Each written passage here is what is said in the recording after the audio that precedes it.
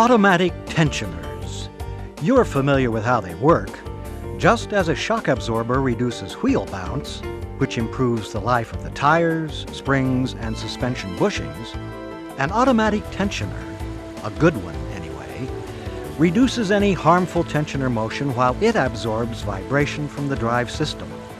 And that improves the life of the belt, the components of the drive system, and the tensioner itself. Just about every car on the road has one.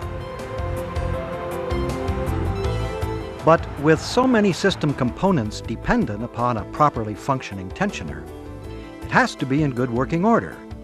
If it fails, lots of things under the hood go wrong. So, how do you tell if a tensioner is about to go bad? A good time to check is when you're changing the drive belt. But what do you look for? Here are 9 troubleshooting tips. First, use an early warning gauge to check the condition of the belt. If there are 3 or more rib cracks in the gauge slot, 80% of the belt's life is depleted and the belt needs replacing. That could also be an indication of tensioner problems as well. Second, look for signs of rust, especially underneath the tensioner. Any rust bleeding or dripping out of a tensioner means there is trouble inside.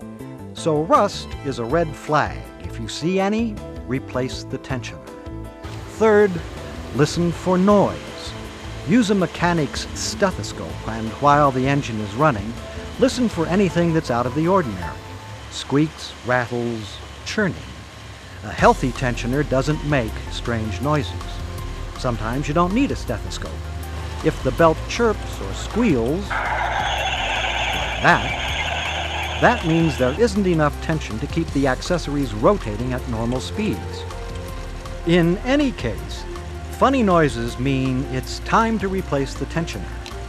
Fourth, examine the pulleys. They should look good. They shouldn't have any chips or cracks or flat spots.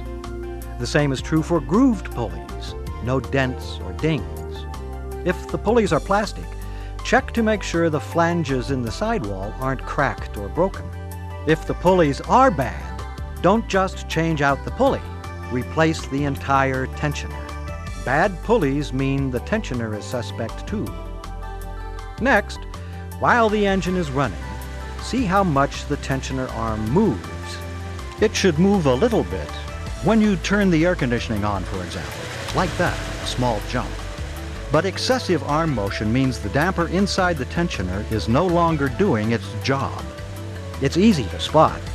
Look for belt flutter, like this. If you have any doubts, install a good tensioner and compare the 2 arm motions. Sometimes the tensioner just looks worn out. Here's a failed tensioner to give you an idea. Look for cracks in the arm or the housing and the bracket.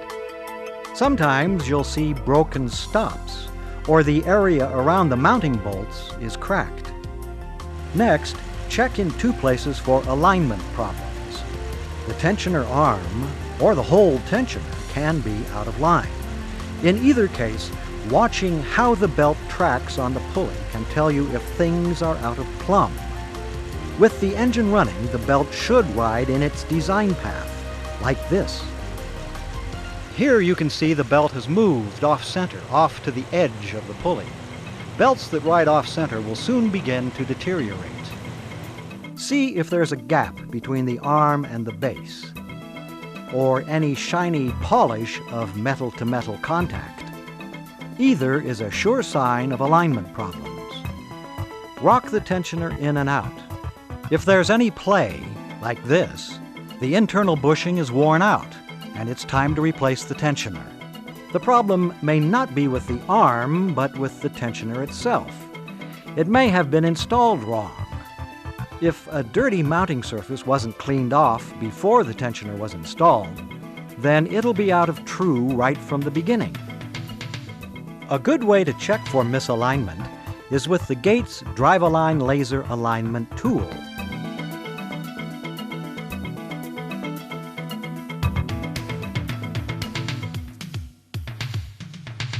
A straight edge will also work, but it's not as accurate. The last two troubleshooting tips we call the spin cycle. With the engine off, spin the tensioner pulley forwards and back. If it's hard to turn, if you feel roughness, or if you hear any noises as you spin it, it's worn out. While you're at it, see if the pulley rocks more than just a little bit. If it does, it's a goner. Now, cycle the tensioner through its entire range of motion. Some resistance is normal, but if the movement is sticky or notchy, or if you hear any funny noises when you cycle it, you need a new tensioner. When you change the tensioner, we recommend you change the idler pulley as well. As we said, the best time to check the tensioner is when you're replacing the belt. The right belt, that is one that fits correctly, can go a long ways towards preventing tensioner problems. Installing a belt that is too long or too short is asking for trouble. Belts that don't fit change the dynamics of the tensioner, and further change the geometry of the drive itself. Gates carries nearly 600 micro-V belts, the largest line in the aftermarket. That's your assurance that a Gates belt will correctly fit the application. Next time you install a belt or a tensioner, make sure it's designed for the application. Make sure it's Gates.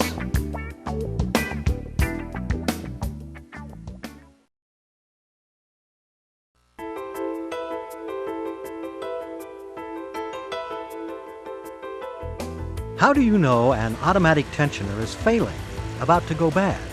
What do you look for? An excellent time to check the tensioner is when you're replacing the belt. That's especially true if the belt has worn out prematurely. First, look for rust on and especially below the tensioner. Rust means there's dirt and grit inside, and the tensioner is on its last legs. Second, is the tensioner oscillating too much? Some movement is normal, but excessive arm motion, like this, means the internal damper is worn out.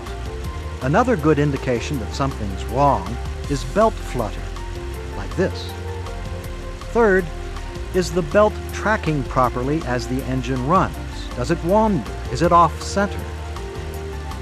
Here you can see the belt has moved off-center, off to the edge of the pulley. Belts that ride off-center will soon begin to deteriorate. Fourth, if the belt isn't tracking, the pulleys are probably out of line. You may see some metal-to-metal polish between the arm and the base, indicating misalignment. Check it with a drive-align laser alignment tool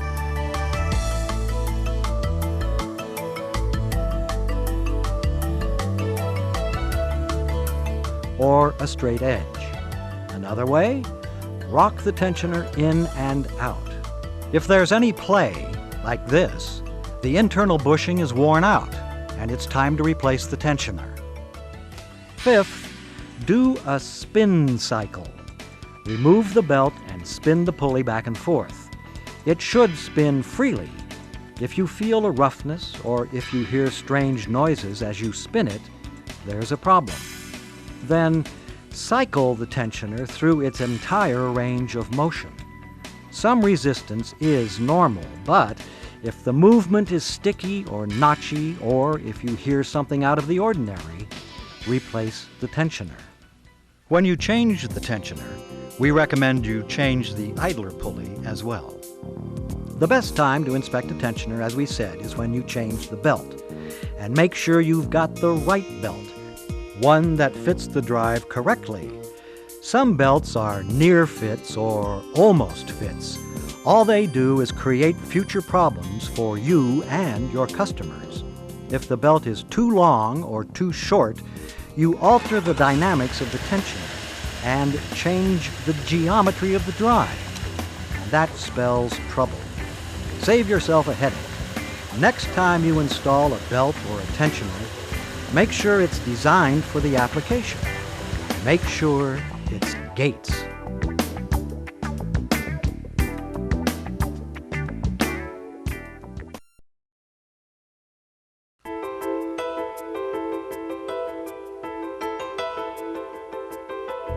How do you tell if a tensioner is failing or about to fail?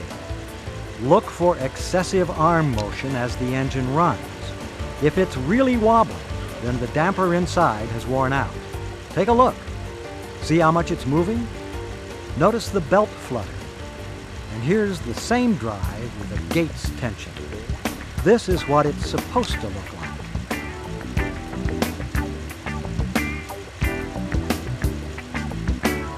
Get a tensioner that works. Get Gates.